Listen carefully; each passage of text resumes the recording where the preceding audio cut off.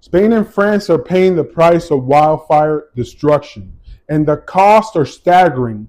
The initial estimates indicate that Spain alone could face billions of euros in firefighting costs, infrastructure damage, business interruption, tourist losses, agriculture losses, and environmental restoration. France is also incurring substantial costs as fire damaged communities, forests, and public infrastructure.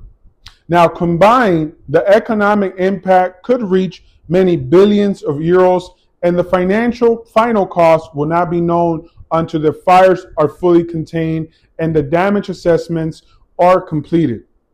But here's the real question. How much of that cost could have been reduced through better preparedness and faster containment? Every hour a wildfire burns unchecked, the financial damage multiplies. Homes are lost, businesses shut down, and critical infrastructure is damaged.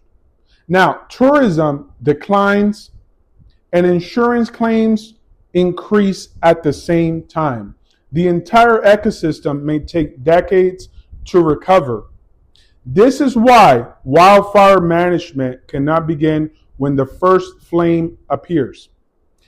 It must begin months and even years before fire season through vegetation management, fuel reduction, fire break maintenance, risk mapping, and early detection systems. Interagency cooperation and rapid deployment planning are necessary. This is where I believe I can contribute.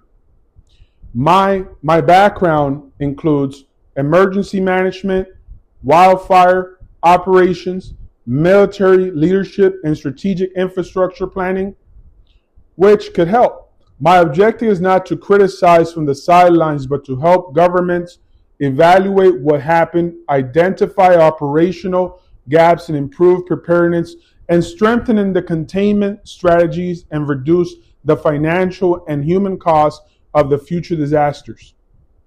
And independent after-action assessment can identify the lessons learned and improve responses, capabilities, and help protect lives, communities, and national infrastructure.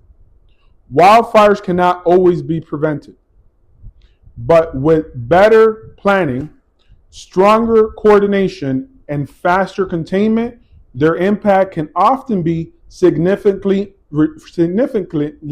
reduced. That is the conversation we should be having now.